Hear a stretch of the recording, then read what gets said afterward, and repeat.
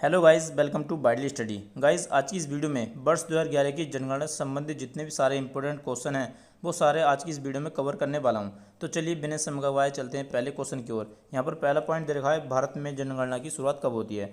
तो भारत में जनगणना की शुरुआत जो है दोस्तों, लॉर्ड मेयो के कार्यकाल में 1872 ईस्वी में भारत में जनगणना की शुरुआत होती है। ठीक है, और यहीं बात करें यहाँ पर नियमित रूप से भारत में जनगणना की शुरुआत कब हुई थी, तो ये 1881 ईस्वी में नियमित रूप से भारत में जनगणना की शुरुआत हुई थी लॉर्ड रिपन के कार्यकाल में। ठीक है, इतना आपको ध्यान रखना है। और यहाँ पर नेक्स्ट पॉइंट है, विश्व में सर्वप्रथम जनगणना कराने का श्रेय किसे जाता है। तो ये स्वीडन देश ने दोस्तों सबसे पहले जनगणना कराई थी 1749 ईस्वी में। ठीक है, इतना आपको ध्यान रखना है। बात करें यहाँ पर दोस्तों, वर्ष 2011 में जो जनगणना कराई गई थी भारत में, वो 15वीं जनगणना थी, जो कि स्वतंत्र भारत की 7वीं जनगणना थी। ठीक है दोस्तों, तो इतना आपको ध्यान रखना है। नेक्स्ट है, वर्ष 2011 के अंतिम आंकड़ों के अनुसार भारत की कुल जनसंख्या लगभग 121 करोड़ है, जो कि विश्व की कुल जनसंख्या का 17.5% बैठती है। ठीक है दोस्तों, और नेक्स्ट पॉइंट है, 2001 से 2011 के बीच भारत की जनसंख्या की दशकीय वृद्धि दर कितनी रही है, 17.7% रही थी। ठीक है दोस्तों, नेक्स्ट है, 2011 की जनसंख्या के अनुसार नगरीय जनसंख्या 31.2% रही थी और ग्रामीण जनसंख्या 68.8% रही थी। ठीक है दोस्तों, तो ये भी आपको ध्यान रखना है।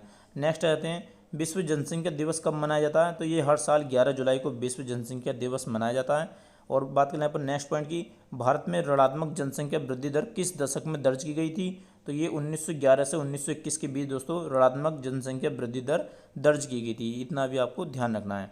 नेक्स्ट आते हैं, 2011 की जनगणना के अनुसार पुरुषों की जो जनसंख्या है वो 62.31 करोड़ है और महिलाओं की जनसंख्या जो है दोस्तों 58.74 करोड़ रही थी। ठीक है, नेक्स्ट आते हैं यहाँ पर, सर्वाधिक जनसंख्या वाला राज्य है। तो 20 करोड़ जनसंख्या के साथ उत्तर प्रदेश पहले नंबर पर है और महाराष्ट्र दूसरे नंबर पर दोस्तों लगभग 11 करोड़ जनसंख्या के साथ, और तीसरे नंबर पर है बिहार, जिसकी जनसंख्या है 10 करोड़। ठीक है, बात करें यहाँ पर न्यूनतम जनसंख्या वाला राज्य है, तो ये सिक्किम है, लगभग 6 करोड़ जनसंख्या दोस्तों सिक्किम की, और दूसरे नंबर पर है मिजोरम, जिसकी जनसंख्या 10 लाख है। और यहीं बात करें यहाँ पर केंद्र शासित प्रदेशों में सर्वाधिक जनसंख्या वाला राज्य है, तो वह दिल्ली, जिसकी जनसंख्या 1.67 करोड़, और न्यूनतम जनसंख्या की बात कर लें तो यह है लक्षद्वीप, लगभग 64,000 जनसंख्या पाई जाती है लक्षद्वीप में। ठीक है दोस्तों, नेक्स्ट आते हैं यहाँ पर, जनसंख्या वृद्धि दर, सर्वाधिक जनसंख्या वृद्धि दर वाला राज्य कौन सा है। तो यह है मेघालय, और दूसरे नंबर पर कौन सा आएगा, अरुणाचल प्रदेश। ठीक है दोस्तों, नेक्स्ट आते हैं,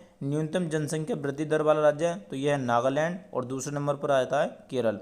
दोस्तों जो नागालैंड है, इसमें वृद्धि की जगह और कमी हो गई थी, कितनी, 0.6% की कमी हो गई थी दोस्तों जनसंख्या में। तो ये इतना आपको ध्यान रखना है। नेक्स्ट आते हैं यहाँ पर, केंद्र शासित प्रदेशों में सर्वाधिक जनसंख्या वृद्धि दर दादरा नगर हवेली में देखी गई थी, और न्यूनतम जनसंख्या वृद्धि दर लक्षद्वीप में देखी गई थी। ठीक है दोस्तों, और बात करें यहाँ पर भारत में जनसंख्या घनत्व कितना है, तो 382 व्यक्ति पर किलोमीटर के हिसाब से भारत में जनसंख्या घनत्व है। ठीक है दोस्तों, नेक्स्ट आते हैं यहाँ पर, जनसंख्या घनत्व, सर्वाधिक जनसंख्या घनत्व बिहार में पाया जाता है, जो 1106 व्यक्ति पर किलोमीटर में निवास करते हैं दोस्तों यहाँ पर। और न्यूनतम जनसंख्या घनत्व जो है दोस्तों वो सिक्किम में पाया जाता है, 17 व्यक्ति पर किलोमीटर के दायरे में रहते हैं। ठीक है, नेक्स्ट आते हैं, केंद्र शासित प्रदेशों की बात करें यहाँ पर, तो सर्वाधिक जनसंख्या घनत्व दिल्ली में पाया जाता है, 11,320 व्यक्ति पर किलोमीटर में रहते हैं दोस्तों। और न्यूनतम जनसंख्या घनत्व की बात करें तो ये अंडमान निकोबार है, 46 व्यक्ति पर किलोमीटर के दायरे में रहते हैं अंडमान निकोबार में। ठीक है, नेक्स्ट आते हैं, सेक्स रेशियो यानी कि लिंगानुपात। ठीक है दोस्तों, सेक्स रेशियो यानी कि लिंगानुपात, तो बात करें यहाँ पर सर्वाधिक लिंगानुपात वाला राज्य कौन सा है, तो यह है केरल। यहाँ पर 1084 महिलाएं 1000 पुरुषों पर रहती हैं। ठीक है दोस्तों, नेक्स्ट है तमिलनाडु, दूसरे नंबर पर आता है दोस्तों तमिलनाडु, 996 महिलाएं 1000 पुरुषों पर पाई जाती हैं। ठीक है, न्यूनतम लिंगानुपात वाला राज्य है, तो यह है हरियाणा, 879 महिलाएं पर 1000 पुरुषों पर निवास करती हैं। दूसरा है जम्मू कश्मीर, 889 महिलाएं 1000 पुरुषों पर ये पाई जाती हैं जम्मू कश्मीर में। नेक्स्ट आते हैं यहाँ पर, केंद्र शासित प्रदेश, सर्वाधिक लिंगानुपात पुडुचेरी में पाया जाता है, कितना, 1037 महिलाएं पर 1000 पुरुषों पर पाई जाती हैं। और न्यूनतम लिंगानुपात की बात करें तो ये दमन द्वीप में पाया जाता है दोस्तों, 618 महिलाएं पर 1000 पुरुष। ठीक है दोस्तों, तो इतना आपको ध्यान रखना है। और बात करें ओवरऑल भारत में लिंगानुपात कितना पाया जाता है, तो ये 943 महिलाएं पर 1000 पुरुषों पर पाई जाती हैं सर्वाधिक लिंगानुपात में। नेक्स्ट आते हैं यहाँ पर, साक्षरता दर, तो साक्षरता दर का ये सूत्र दोस्तों ये आपको ध्यान रखना है, ये भी क्वेश्चन पूछा जाता है कि साक्षरता दर का जो सूत्र है वो क्या है, तो यह साक्षरों की संख्या बटे 7 वर्ष से अधिक आयु वाली जनसंख्या गुणा के 100।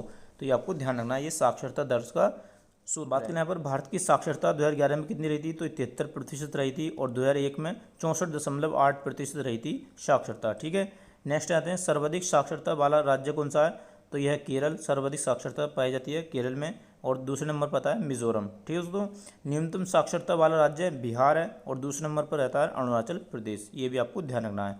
नेक्स्ट आ जाते हैं केंद्र शासित प्रदेशों में सर्वाधिक साक्षरता लक्षद्वीप में पाई जाती है, और सबसे कम जो साक्षरता है वो दादरा नागर हवेली में पाई जाती है। ठीक है दोस्तों, नेक्स्ट आते हैं यहाँ पर स्त्री और पुरुष साक्षरता में सर्वाधिक अंतर राजस्थान में पाया जाता है। ठीक है, ये भी आपको ध्यान रखना है, स्त्री और पुरुष साक्षरता में सर्वाधिक अंतर राजस्थान में पाया जाता है। बात करें यहाँ पर एक पॉइंट की, 2011 की जनगणना के अनुसार देश में अनुसूचित जाति की संख्या लगभग 20 करोड़ है। आपको ध्यान रखना दोस्तों, 2011 की जनगणना के अनुसार देश में कुल एससी जनजाति कितनी है, तो वह है लगभग 20 करोड़। बात करें यहाँ पर सर्वाधिक एससी जनजाति वाला राज्य कौन सा है, तो वह उत्तर प्रदेश, और सर्वाधिक एससी जनसंख्या प्रतिशत वाला राज्य की बात कर लें तो वह है पंजाब। ठीक है, नेक्स्ट आते हैं यहाँ पर नोट पॉइंट की बात करें, 2011 की जनगणना के अनुसार भारत में किस राज्य में अनुसूचित जाति की जनसंख्या शून्य है, तो वह नागालैंड। ये क्वेश्चन पूछ लिया गया है दोस्तों, ये आपको ध्यान रखना है।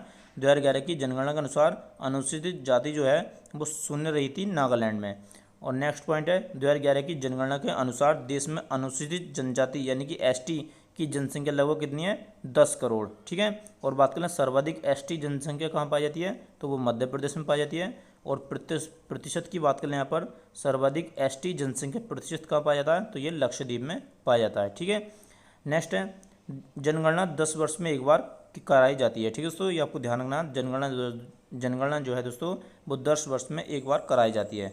नेक्स्ट आते हैं यहाँ पर स्वतंत्र भारत की पहली जनगणना कब हुई थी, तो ये 1951 में ईस्वी में हुई थी, और उस समय जनगणना आयुक्त कौन थे, तो R.A. गोपाल स्वामी। ठीक है, और 2011 की जनगणना आयुक्त कौन थे, तो डॉक्टर C. चंद्रमौली जनगणना आयुक्त थे। ठीक है दोस्तों, नेक्स्ट आते हैं 2011 की जनगणना का आदर्श वाक्य क्या था, तो यह है हमारी जनगणना हमारा भविष्य है।